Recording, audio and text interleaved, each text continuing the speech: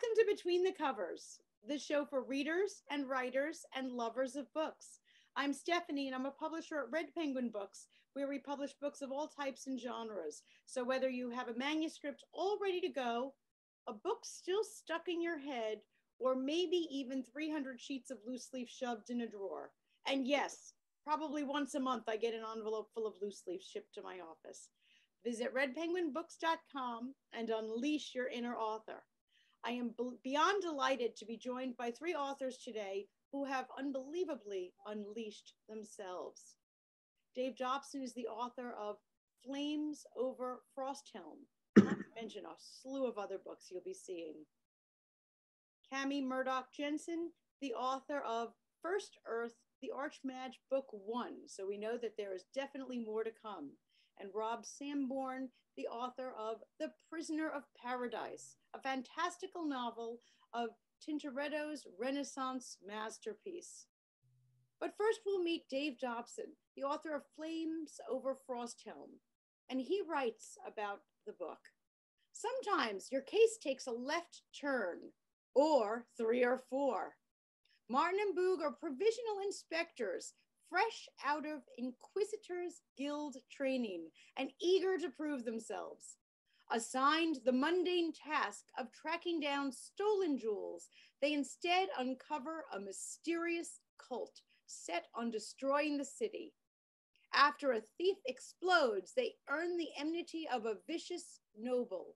The chief inquisitor gets bought off and goes rogue. They are seized by barbarians and they are sentenced to death, at least a couple of times. In a final, frantic race with prophecy, they face ruthless fanatics, a city turned against them, and terrible forces long buried. Flames Over Frosthelm is the first novel about the Inquisitors Guild, the investigative arm of the government of Frosthelm, a medieval city-state where criminals thrive, nobles scheme, and dark secrets lurk. Expect intrigue, mystery, swordplay, adventure, politics, romance, and the strong bonds of friendship, and a little magic along the way. Described as Princess Bride meets CSI, this new novel is a tale of classic adventure with a healthy dose of humor. Please welcome Dave Dobson. Dave, so nice to meet you. Oh yeah, really great to be here. Thank you. Oh my goodness, that doesn't make me want to not only grab the book, I'm expecting to see the movie after reading that. I would love to have a movie of it, even if it's some goodness. terrible thing on sci-fi. I would just be thrilled. But oh my gosh, that's just amazing. I love your blurb, and you mentioned that there's a healthy dose of humor, and certainly you can read that right in your blurb, which is fabulous and a great thing to do. That your blurb is not dry. Oh, good. Absolutely. So tell us a little bit about Flames Over Frosthelm and what inspired it in the first place, and where does it fall in your unbelievable catalog there, I see. Oh, well, I always have enjoyed fantasy, so I have, started probably 30 or 40 projects and finished almost none of them. But this one started on a car trip up to Massachusetts. We used to go up there to visit family, a couple times a year, and I had my laptop and my wife was driving, and so I let it start and had no idea where it was going or what it was called. It was called Seven Corpses first, but then there got to be more corpses. But it started on that trip, and then I would come back to it every so often, and it just was, the first of these things that I started that I followed up on and really enjoyed. And my wife got into it too and was reading the kind of daily stuff that I would do. And then I ended up, with life and kids and work and all of that. So it actually took a long time to get it done. It was about 7 years for the first draft. And then I shopped it around, hired an editor, did a bunch of more work on it. And so it was 14 years start to finish before I published it, which is not a schedule I would recommend. I'm not 106, so I've gotten a little faster since then. But yeah, so it was really just a kind of a fun thing for me to try and just put myself into. And I really like the idea of, I love mystery stories and thrillers, and then I also like fantasy and stuff with a little bit of action. And so, and then I love making jokes. I perform at a comedy club once a week or so, or before the pandemic, not so much anymore. With That's scarier than writing a book. Oh, well, yeah, it's improv. So you have a bunch of people, you know, to help you as you do it. So even if you are terrible in a scene, hopefully somebody will fix it for you. Yeah, but yeah, so the improv, that's fun. And you know, my kids would tell you I love making jokes, but that I don't make that many good ones. But in a book, you have editing. You know, you can take out the bad one. Well, but yeah, so I have to tell you, I love a couple of things you've said so far. One that I adore is that your wife reads your material, because I can't tell you how many authors I have interviewed that they have made the comment, even without my asking, does your spouse read your books? Even without my asking, many people have said, well, my husband, my wife, they've never read anything I've written. And I love you've got this, you know, home support. No, she's my first best editor. And, you know, I was just a little too slow for her to stick with Flames Over Frosthelm. The first, I mean, 7 years, you can't be, even Dickens wouldn't serialize for that long. But yeah, she was just a huge supporter of all of them, really. Wonderful. And yeah, she gives me, I print them out on paper for her first edition. I don't know if you can see that there. Oh yeah. And this one's been through, this is the most recent one I'm doing, but this margin will be covered with little Post-its. So she's really my first look at it. And Flames Over Frosthelm, the first one that took, you know, 712 years to get here. The other 3 books that I'm seeing there, The Outcast Crown, Traders Unseen, and The Rolling Lass, are all in that same series and took a lot less time to do.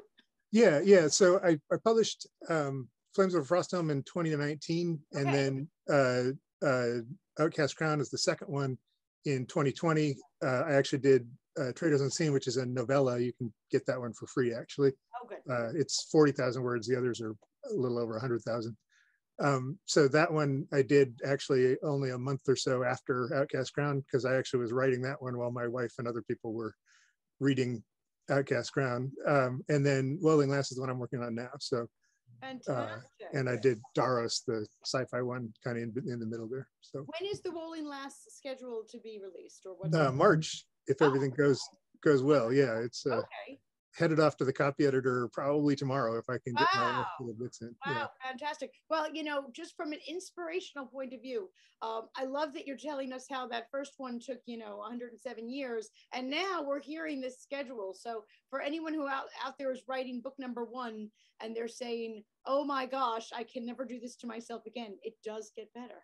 It does get a lot easier, and you learn how you're more productive. You know, for me, that's writing every day, even if it's just a little bit, because my problem with the first one was that I would, you know, break for a week or a month or a year and then have to come back to it and figure out what I was doing and reread everything. And right. But yeah, but writing every day, I actually, even when I'm not writing, I'm kind of thinking, what comes next, and how would they respond to this? Because I'm very much not a plotter. I don't have an outline. I kind of write it just to see what happens. And of course you have to edit it and make it smooth and nice and, you know, fix all these things that you came up with that don't work. But that, for me, that fits with the improv. You know, you're making it up as you go along and trying to see how it all goes together. And then about halfway through, I usually have to figure out, okay, this is how it ends. This is what's going on. But up until that point, anything can happen. So that's fun for me anyway. I know other people much prefer the. Everybody is different, and I love the fact that I've gotten to meet people who are both plotters and pantsers, or a combination of the two. And there's no right or wrong answer. Whether you sit there and chart it all out on whiteboards and Post-its before you write a word, or whether you just sit down at your computer and see what happens. Mm-hmm. You know, there's no wrong answer. So a little bit every day is your secret to success, even if it's, you know, just 3 words. Yeah, that works for me. And one thing that also happened that changed my productivity rate is that I quit my job as a professor. I was a geology professor at Guilford College down here for 24 years. And the college went through some stuff and my department got shut down. So I decided I'd do this now. What was the thing I was doing to avoid doing work, I now am doing as my main gig. And I have no economic justification for that decision yet, but it's really fun. And so I'm doing it pretty much full time. And my wife's got health insurance, so we can so hey, give it a try for a while. I get that. But I must say, as a person who I'm a self-professed national park junkie. So the fact that you're a geology professor, I'm just all about. I mean, wow. Oh yeah, when I was a kid, I grew up in Iowa, and my grandparents were in Colorado and California, and so every summer we would do a driving trip from Iowa to Colorado to California and back. And my dad loved the national parks and the ancestral Puebloan ruins and that kind of thing. So we would take a different route each time and see different parks. And so I have to ask, as a geology professor or former geology professor now, I'm emeritus. They let me do that. So oh, good, emeritus. Sounds awfully fancy. It does. Take it, be fancy. Yeah. What is the coolest geological thing we can see either in this country or in the world? Something maybe that we are not even, I mean, everyone's going to say the Grand Canyon, but is there something even cooler? Like, well, so up in Utah, where Cami is, the Bryce and Zion are so beautiful, and Arches. I mean, Arches is just so striking. yes. So those are some of my favorite places. You can't go wrong really with any of the national parks. I mean, they all have a different flavor and a different focus, and some of them are more biological, some of them are more geological, but it's just one of the best things we've done as a country is set aside these huge places full of natural beauty and animals and all of that kind of thing. It's so fun to go see those. I did a couple of courses where we would drive around and go to national parks, and one of them was a class, man. well, that's the cool thing about geology is you do get to do all that field work.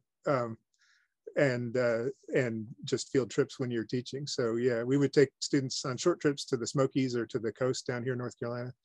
That's a nice place about being down here. In Iowa, I was, 2 days from the mountains and 4 days from the ocean, and here it's about 3 hours to either of them. So yeah, we were able to take students all over the place there, and then we would do some of these longer trips across the country too. Fantastic. Well, tell me something about your ideal reader. And I would love to, I mean, after that description, I think a lot of us are your ideal reader, but what kind of person wants to run right out and grab your book? Well, so this is, none of my stories would be, I don't want to define it by the negative, but so my main characters are all sort of people a little bit early in life, trying to sort of prove themselves or figure out who they are. They're all of good spirit and noble intentions, and they want to do what's right. So I know that there are tons of people who love grimdark or anti-heroes and that kind of thing, and that's not what I like to read. So that's not what I write. So and usually in my books, and especially in Flames Over Frosthelm, something goes really wrong, and they have to figure out how to deal with it and what even is happening. And so there's an element of mystery, obviously, in the Inquisitors Guild one, which are focused on sort of detective stories, and there's some buddy cop stuff in there too, because they all have partners, and so I like that genre too. So I think people who like mystery, who like fantasy with sword fights and magic and that kind of thing, that's all in there too. And then the more basic, somebody trying to find their place in the world in hard circumstances, and trying to figure out what's the right thing to do and how to get there. So that's what I'm trying for. And then someone who's willing to listen to some dumb jokes too along the way. I love that. I have to ask, your covers are absolutely striking. Thank you. Covers, or who does those? They're beautiful. So the Inquisitor, the Daros one was a painting. I just commissioned an artist, actually two, and I chose the second one, and she just did a wonderful job. I actually changed the description of the spaceship in the story to match what she painted, because really, I liked it better. I told her I need a ship that's yellow, kind of going towards a planet that's under attack, and she made this, and it was just so great. But she'd given the ship those cool angles, and so I just rewrote the let's make it like this. Yeah, for the other ones, each of them has a central object that's relevant to the story. And I've hired different artists to do each of those objects. The first one, though, Flames, was my son made that when he was about 14. He was playing around with 3D visualization and ray tracing. And he just read, an early draft of my book. So he made that just because, he was thinking about it, and even made the chain and everything, and then rendered it. And I loved that he had done that. It was a total surprise to me that he was working on it. Wow. And so I took that, and then I have a cover designer that I found on Fiverr. I don't know how you say that website, but and she has done the typography, and she found the background image here. And so she's taken each of these central art pieces and then put them on this sort of medieval city background that we found. And so I thought that was a nice theme, and she picked the sort of jewel tone colors. So I'm just really happy with how she did it. And it gives the series kind of a unifying look. I'm a terrible artist, but I I feel like I've succeeded in finding people who are not here to. No, they're beautiful. And I love that central theme. I love the fact that you have that one piece in each book, and love even more that your son was the designer for the first. Yeah. Oh, that's so neat. Yeah. That is amazing. Oh, I'm always interested, and I've never heard you are my first who liked your cover so much you changed the book to match the cover. Yeah. That was definitely it didn't matter to me what the ship looked like from the outside, and matching what she had done was very cool. Perfect. Yeah. Well, I'm excited by that, and I'm wishing you so much luck with The Rolling Lass, which is coming out, goodness, next month. I guess we're going to be getting you back on the show because we're going to that. That's just amazing. Thank you so much. Our next author is Cami Murdoch Jensen, and she is the author of First Earth, and it's the Archmage Book 1. And Cami writes, scarred and reviled, she's the only hope for a magical world, and ours. 16-year-old Agnes Ann hates mirrors and herself. Horribly disfigured as a baby and constantly battling chronic pain, she trusts only two people, her mom and the blind author who offered her an internship. But as she's translating an ancient tablet for him, she triggers an attack by terrifying monsters that catapults her into an enchanted realm. Barely able to catch her breath, she meets a strange old man and his talking cat who claim she's a wizard destined to save their Earth. But when Agnes magically determines he's lying about something, her wariness warns her she needs to get home. Yet, if she doesn't master her latent abilities to defeat an evil necromancer, her own planet is as doomed as the one she hopes to escape. Will Agnes protect the people that desperately need her? Or is this the end of life as she knows it? Please meet author Cami Murdoch Jensen. So nice to meet you. Hi, thanks, Stephanie. Oh, my goodness gracious. What inspired this? This is quite the tale. This actually is quite the tale. So I have 6 children, which is quite a lot. Yes, I know. And one of my middle girls, when she was about 13 years old, started developing very strange symptoms. She would get headaches. She would be walking down the hallway and her legs would just lose strength and she'd just crumple to the floor. Her skin would go pasty white. Her heart would race. It was terrifying. And we took her to doctor after doctor after doctor, and we couldn't find any answers as to what was causing this. She naturally got very depressed and disheartened and kind of gave up on life. So she would spend all day in bed and had no motivation to do anything. She was starting to fail through school, and this went on for months and even years. And it got to the point where I desperately needed a reason to engage this child in life again. She is a whale reader. She couldn't get enough of books. But when she was in the worst of her symptoms, she wouldn't even pick up a book anymore. She said that it hurt her head and she just didn't have the energy for it. So I decided it was time for me to get involved and write the story that was going to get her out of bed. Oh my gosh, I'm crying. This is amazing. You've written before? Huh? Had you written before this all happened? I've written before. My day job is I teach youth theater for our city. And so I've written scripts for children, been very involved in the story process from when I was a child myself.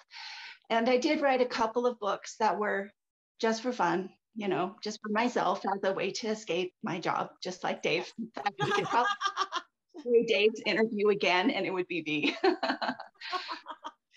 Without the rocks. Well, actually, second book in the Archmage series is all about my hero going to the center of the earth. So there are rocks. There are rocks. So we'll just play Dave, but a different face. I got it.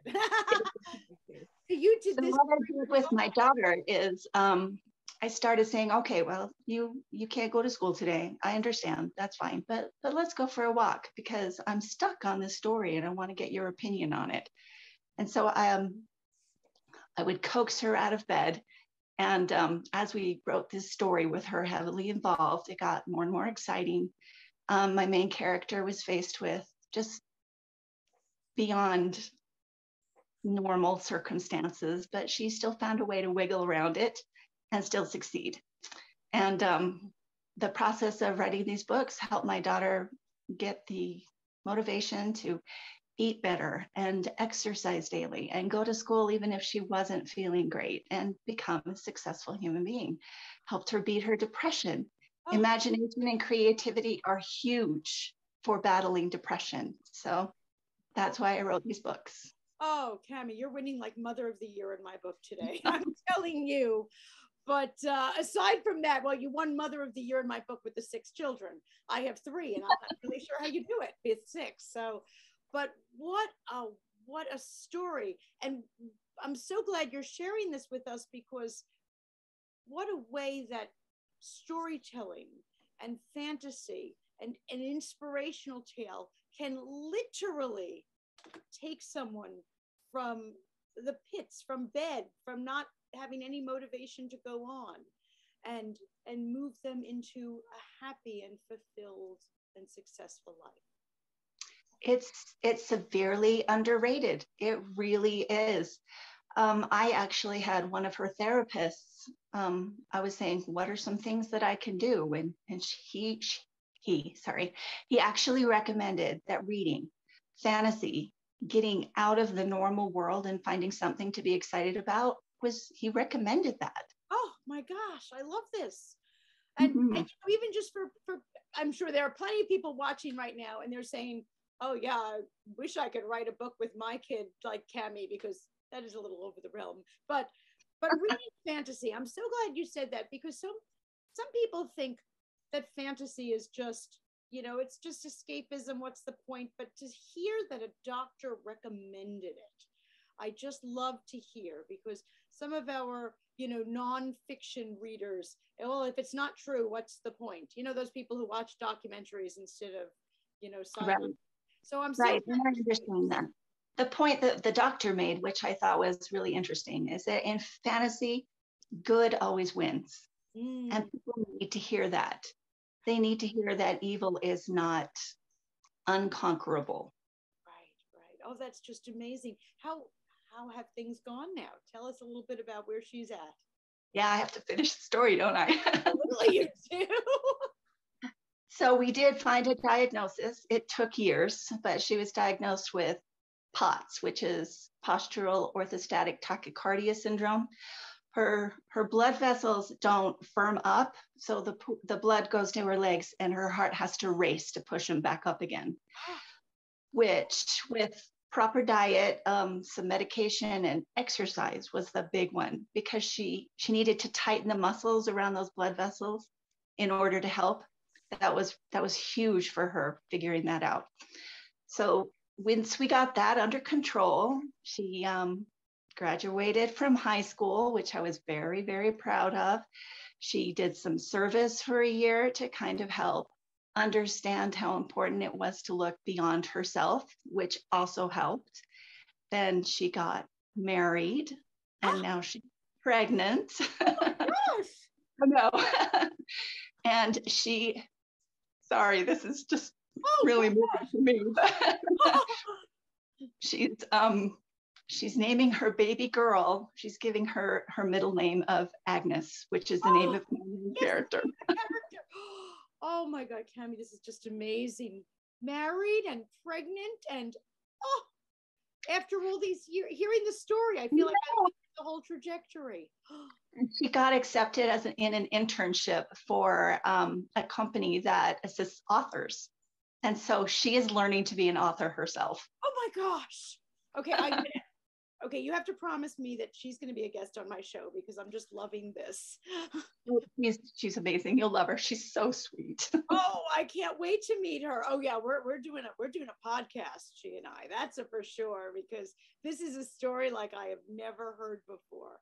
Wow. It's a good one. It is a good one.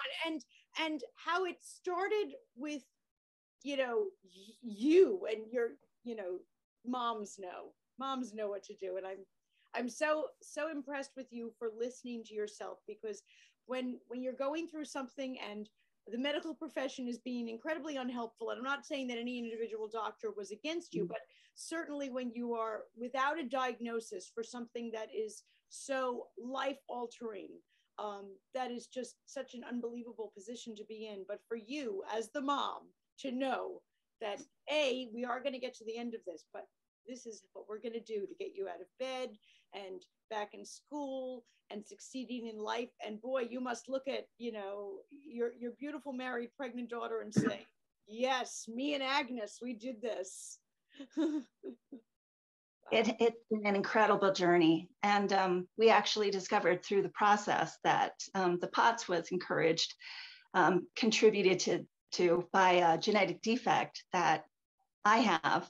My husband, I just happened to fall in love with someone who has the same defect that we didn't even know about. We didn't know we had this until our kids started exhibiting these symptoms. So I've had POTS. My oldest son had a stroke. I've dealt with anxiety, depression, OCD, seizures, all of these things that everybody is just like, why is your family like this? And then I finally got an answer, and it's still not complete, but it helps. It's just genetic defect. And so as a mom, when I write, I am trying to address so many of these things that I have experience with, because I know there are kids out there that are going through the same thing, and they are not getting the same help as my kids have gotten, because I've pursued it so relentlessly. But I talk about depression. I talk about anxiety. I talk about being scared to death and doing things anyway. I talk a little bit about being overstimulated with your sensories and finding a way to just carry on. And these lessons that I've learned with my kids are all in my books, and not just with Agnes, but with other characters too.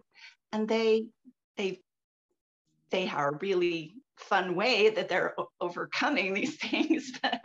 They are overcoming them. Fighting dragons, magical creatures, magic, mystery, humor, everything that is attractive to readers, I try to put in there. And each of my book focuses on a lesson. The first one is that you are worthy of being loved. That is the biggest, huge lesson that so many people need to learn. And I'm so glad you're speaking out publicly about this genetic disorder that other people might listen and not even realize that's what they have, if they are hearing some symptoms that you and your family have experienced. Like you said, you got married yourself to someone who happened to be a genetic carrier, of course, had no idea. How many people might hear you speak out and say, wait a minute, I have 3 of those things, and so does my son. Let me check this out. And that's huge. Yeah. So it's the one that I have is MTHFR. It means that we can't take folic acid, which is basic for everybody. Yes. We can't methylate it. So we've got all this folic acid floating around in our bodies and it does nothing for us. So we have to take the right type of, it's called methylfolate. So if we get the right type, it helps. It's not a magic bullet, but it helps. Folic acid, that supplement that they put all women on when they are expecting. Yes. They presume that we need more of it, and yet in your case, it was the wrong folic acid. Yeah. They just put us on the generic folic acid, I presume. Right. Yeah, and they did, and they're learning more and more about it. But I am so grateful that I found out about this before my children started having children. So they are getting the proper nutrition for their babies. Oh my gosh, Cami, this is just amazing. And I thank you so much, not just for your books, but for your message in a medical sense, just because other people will hear this and be able to intervene with their own families. If you are interested, as gosh, I'm dying to read this, CamiMurdochJensen.com, for the books, which all have an inspiration and a message, but also just to reach out to Cami on other levels. There are so many people out there that I know would really benefit from that. Thank you, Cami, for sharing your story, your website, so that we can reach you. And yes, we're just going to have to do this with your daughter next time, because I'm just blown away. We'd love to. Our third author is Rob Sanborn, the author of The Prisoner of Paradise, a fantastical novel of Tintoretto's Renaissance masterpiece. And Rob writes, Nick and Julia's dream trip to Venice collapses when a haunting voice reaches out to Nick from Tintoretto's Paradise, the world's largest oil painting. Though Julia worries her husband suffers from a delusion, Nick is adamant the voice belongs to a woman from the 16th century, his soulmate from a previous life. He discovers a religious order that has developed a method of extracting people's souls which they imprison in Paradise, the painting. Over the centuries, they've judged thousands of souls and sentenced them to eternal purgatory. As infatuation with the past clouds his commitment to a present-day wife, Nick must right an age-old wrong, destroy the painting, and liberate his soulmate. But freeing her would allow all the souls to be reborn. The Order will never let that happen. Please welcome author Rob Sanborn. Rob, thanks so much for joining me. Thank you, Stephanie. It's wonderful to be here. Thanks so much for having me. And Dave and Cami, great to meet you as well. So thrilled to be here. And since I'm fortunate enough to have been in Venice and been at the Doge and seen the painting, I always love reading books that took place someplace where I've been. I always feel like, cool. Remember that spot. Is that what inspired you? Were you standing in that hall looking? What happened? Tell us, bring us back. Yeah, so not exactly. And first of all, it's nothing like Cami's story. And by the way, talk about happily ever after endings, Cami. Just so happy for you and your daughter and your family. It's wonderful to hear that. And it's also wonderful to hear that writing was really the catalyst that led to her journey of recovery, I suppose. Not recovery, but however you want to phrase it. But that's great to hear. So mine is really just because I'm a storyteller at heart. I come from a screenwriting background, and similar, I think, to maybe Cami and Dave, I just constantly I'm coming up with story ideas. I have a list of dozens and dozens and dozens of different ideas. I find a story in many different things. And for The Prisoner of Paradise, Venice, as you know, is really one of the most spellbinding or mesmerizing cities on the planet. And you could have a story around every single corner, every single alley, canal, you name it. So this particular story came about not actually from the painting Paradise, which, by the way, for the audience, is the world's largest oil painting. It was painted by Jacopo Tintoretto, who's a Renaissance master, completed in 1592. and it's gigantic. It's about 80 feet wide by 40 feet high. It also sits about 12 feet off the ground. And the composition is the coronation of Mary in heaven. And so it's like set in heaven, and there's literally hundreds and hundreds and hundreds of people in this painting. And Tintoretto himself was just an incredible artist. His nickname was the Furious Artist for two reasons. One is because he worked very fast, but two is because he put so much emotion into his work. And there's another museum in Venice called the Scuola Rocco di San Grande, which features tons of Tintoretto's work. And in one particular room is a painting of his called The Crucifixion, which is obviously about the crucifixion. And again, there's just so much emotion in this. But the other interesting thing about the crucifixion is that this particular painting of it is really more of, I like to call it almost like a wide establishment shot. You know, most artwork about the crucifixion is very focused on Jesus on the cross, right? This one, it'd be like if you were almost took from a drone all the way back. You see everything that's going on in this scene. And there's about, this painting is also huge. It's about 25 or 30 feet wide and maybe 15 feet high. There's about 75 people in this painting. And this is just one in this whole entire museum where there's dozens, you know, between all the different paintings, there's thousands of people. I started wondering, like, who were these people? You know, I knew that artists used models, and they still do to this day, obviously, but did he have a line of people out the door? And the other thing about it is that each one of these people, you know, the paintings, it looks like an individual portrait. And they're people of all different walks of life, of ages, races, genders, you name it, everything. So it's really quite remarkable. So I was starting to think, like, who were, you know, I doubt that he used the model for every single person, right? So, but how did these people get immortalized into, you know, these incredible works? And they really are immortalized. You know, you can still see them to this day, obviously. And then I started thinking, okay, maybe it was their souls that were actually taken from their bodies and put into this painting. And I started doing some more research on Tintoretto, and then found Paradise, which it still kind of gives me chills a little bit thinking about it, because it was almost like the painting found me. It was just such the perfect content and composition of exactly what I wanted to do with this story. And then from there, it's about an American couple, as you said, who travel to Venice. And, you know, they're very relatable people. I like writing stories about relatable people who get caught in extraordinary circumstances, and then they go on this adventure. And it's actually the first of a series published by Touchpoint Press. The second book is coming out in October. Fantastic. Now, in the series, is it our same couple, or is it the same order? Because it's the order. It's both. Okay. So it's the continuing story of what happens to them without spoiling what happens to them at the end of this book. It obviously continues. And yeah, so I guess I'm not really spoiling anything in that regard.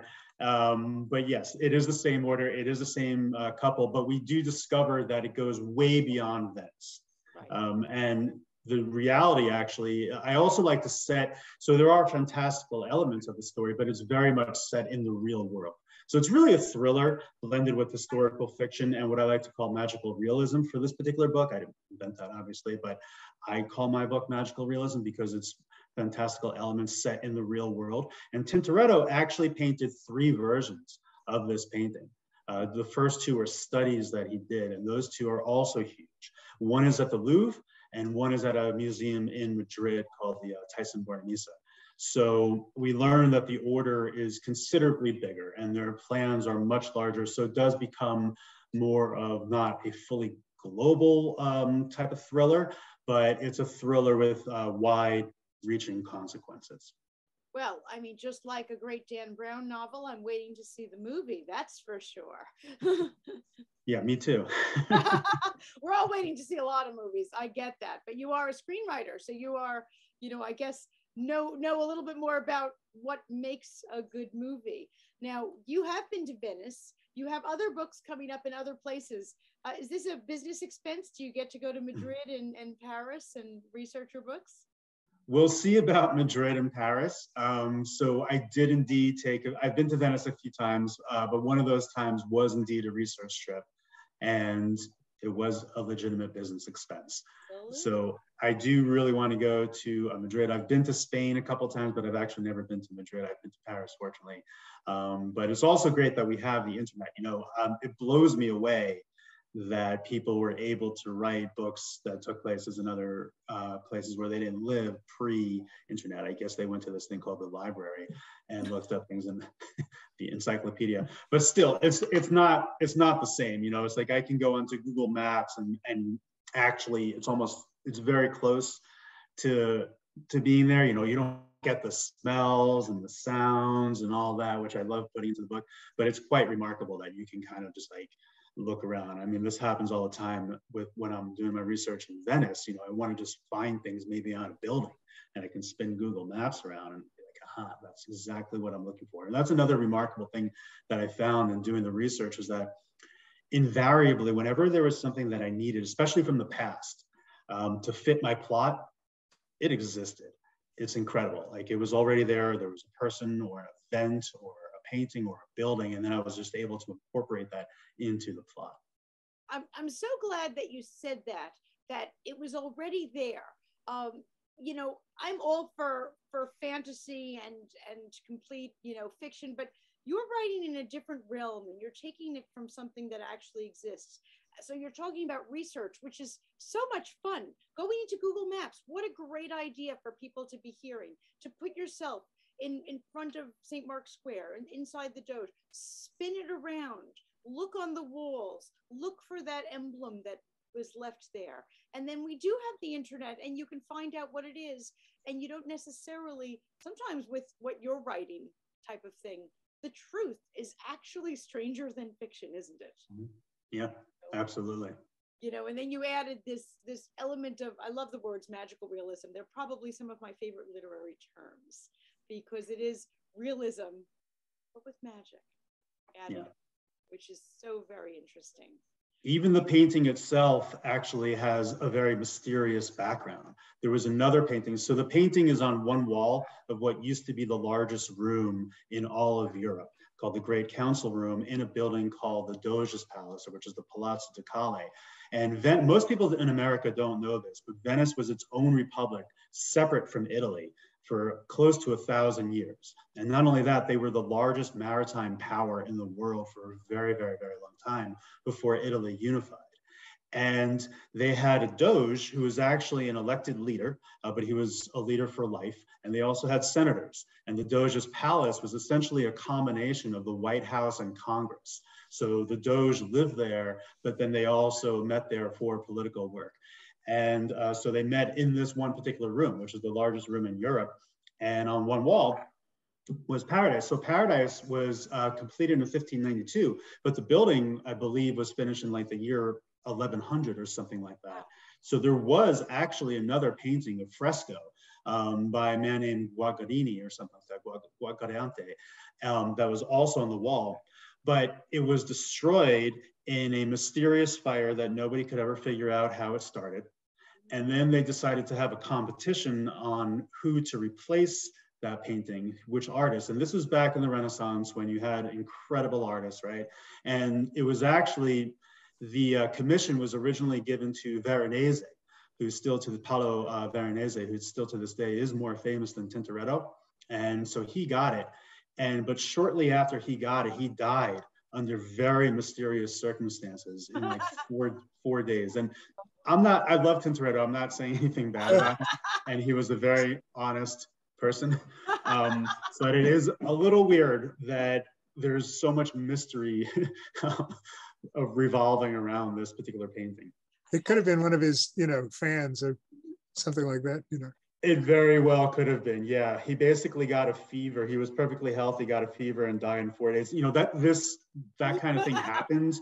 Venice was no stranger to plagues. In fact, another little fun fact: the word quarantine actually comes from the Venetian. Venetian is also a different language or dialect from Italian. Quarantine comes from the word 40, which is how long people had to stay on a boat for before going into the city during plague times. So if the writing thing doesn't pan out and the screenwriting thing doesn't pan out, you can be a history teacher or an art teacher here now. Yeah, maybe I'll move to Venice and give tours, which I would love to do. I was going to say that sounds like the dream, moving to Venice and giving tours. I love that your 3 books came from such different places. That's just amazing to me, which is great for people to hear who want to write, whether the book comes from, inner imagination or from a trip or from a family circumstance, everything, they say that there are ideas out there and they're just floating around, and it's just a matter of grabbing onto them. Dave, what would you say to somebody who came to you? And I'm sure they do. Dave, look at you. You've got 5 books. I'd love to write a book. I, want to get involved in this. How do I get started? What are you going to say? Start. Do it.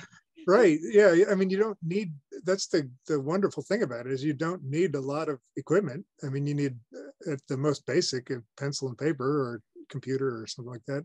I know people who write on their phones even. But yeah, there's no barrier to it other than what you put there yourself, really. And then time and,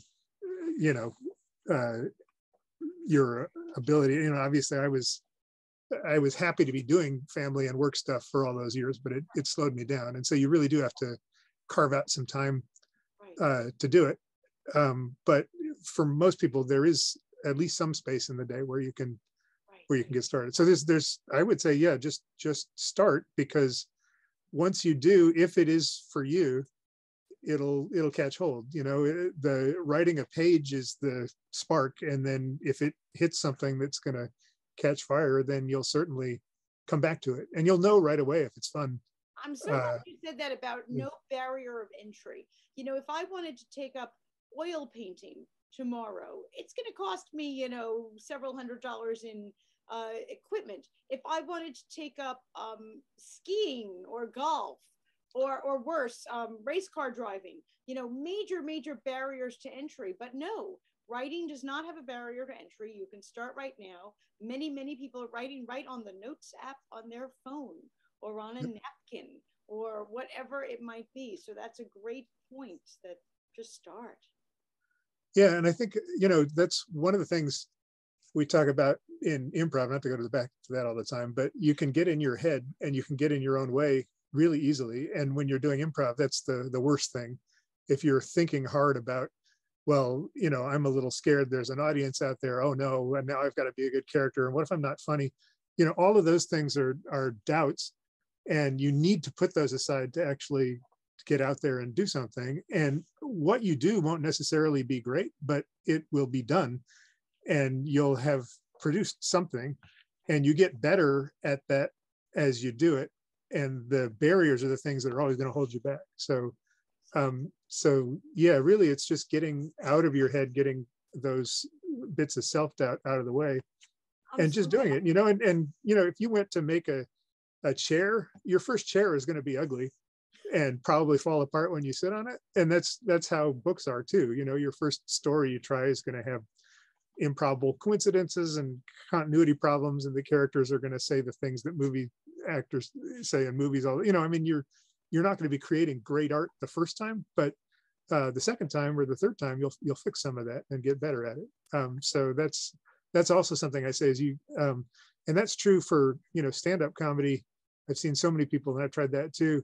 Your first jokes aren't really very funny, but you have to go through that phase to get to the place where you're actually going to be good at it. And it can be a little frustrating when nobody laughs, but it's also, there's no problem with that. If you tell a bad joke or write a bad book, it's, who cares? You did something, and the next thing will be better. And so, yeah, I really would say it's just sitting down and getting into it and trying is the thing that's going to get you there. Awesome. Thank you so much. Cami, what would you say to somebody who wants to get started and thinks, I can't believe she did that, even with a child with health problems at home, and somehow she's writing a book? Yeah, it was crazy. So just like Dave, I took time. I had to carve out time for myself. And, as you can imagine, I'm a pretty busy person. So it really was an effort of self-mastery. It really was a moment of, I'm sorry, I can't do that. I have to write today. Being able to say no to people was critical for me. But I think one of the best things that I did as an author was I went to a couple of writers' conferences. I could not believe how much I learned and how vastly my writing improved by learning what worked for other people. I tended to be really wordy, and that's not fun to read. And when I went back and read some of my old stuff after having gone to the conference, I found that I was much more effective at cleaning up those long sentences and making them quicker, which gave a faster, more efficient read. I learned some basic things like when you're looking at a page, you want to balance dialogue with internal thought, with action, with description. Those four things you want to make sure relatively balanced on each page. That also made a big difference. No more 5-page descriptions of this world I was building. That's boring. But if you put action in with the description, then that makes it a lot more exciting. So yeah, but no, that's wonderful. And I love being able to grab onto kind of like an action step. Like, what can I do right now? And writers conferences and learning more and bettering your craft. Fabulous, fabulous thoughts there. Rob, how about you? What would you do if somebody said, Rob, I want to write like that? What can I do today? Yeah, I do completely agree with what Dave and Cami said. I mean, to Dave's point, you got to just start. But I also, it's not a but, and you also need to learn. Similar to what Cami was saying about like going to writers' conferences, and taking classes. Even if you don't have the money to take classes, there's books that you can get from the library to learn about writing. There's plenty of courses and things on the internet where you can learn as well. And, I come from a screenwriting background, and I did take a lot of classes, and I studied screenwriting for a pretty long time. In fact, this book I originally did write as a script, and it was optioned by a production company founded by DreamWorks execs, and was never made into a movie. But when the rights reverted back to me, I decided I had the brilliant idea of, I'll just quickly turn it into a book, and then I'll have the script ready to go. Yeah, it doesn't work like that. But, to Dave's point, like I did just, I like to call my first draft, and even to this day, my vomit draft. Like, it doesn't matter if it's going to be good or not, because it's not going to be good. But if you get it out onto the page, then you can continue to hone your craft and learn, and master, and then also revise. So I think it's just learn, revise, because, you've been coming. Stories are born is in the revision. Yeah, 100%. It's critical. And then also learning the business, I think, is another very key element. I mean, Stephanie, I'd love to hear your thoughts about this as well as actually, being a publisher, but that's a whole other ball of wax. It is. And people don't realize, they think, I wrote the book, I'm done. You just started. Like, you just got into the rocket ship for the trip. Yeah, it's exactly. Yeah, in fact, I use that metaphor all the time, but with boats. It's like, you want to build the boat, you want to get the passengers onto that boat and paint the boat and everything, and then, but the real voyage starts when you actually launch the boat. Exactly. Yeah. No, I love that, because people think I finished. You just started. You just started, right? And oftentimes it's a lot harder. It is. It's harder, and it's very, very different. And unfortunately, it doesn't necessarily play into people's skill set as creators, because it is much more about business. And also because many people like yourselves who are creators, not only are you interested in the art, but you're probably not very adept at selling yourself, because you find that almost, against what art is. There is a very big problem with, being a creator and wanting to sell it. So it's very difficult for a lot of people to get over. So I think I'm going to steal, Rob, that boat one, because it really is. You built the boat, and now we're taking off from the dock, and it's a different thing to ride on the boat than it is to make the boat. And in the real world, very different people do both of those things for boats. Mm-hmm. But for books, it's the same you, and that's where a lot of the difficulty comes in.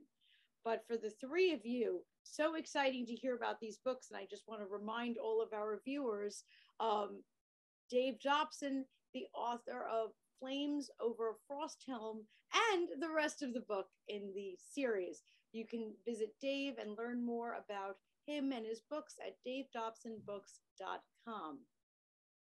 Cami Murdoch Jensen is the author of First Earth, the Archmage Book 1. So there's plenty more books to go, plenty of things to learn about Cami. So please visit CamiMurdochJensen.com to learn more about her incredible story, and maybe you'll want to reach out for other reasons even besides books.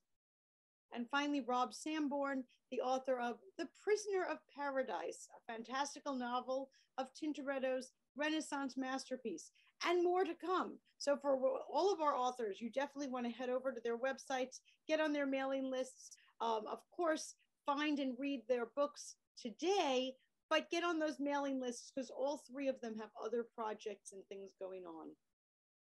I can't thank you enough for joining us here Between the Covers. Please, when you come out with those next books and everything else, come on back. I would love to have you back to talk about what's next on your docket. Thank you so much, Stephanie. It's been wonderful. Really appreciate you having us. And yeah, thanks, Stephanie. A real pleasure. You're welcome, and happy writing. Thank you. Thanks for joining us on Between the Covers. I hope you enjoyed the show. If you're an author who would be interested in appearing on our show, or perhaps you're a member of a book club, we do host book clubs as well, please visit BetweenTheCoversTV.com.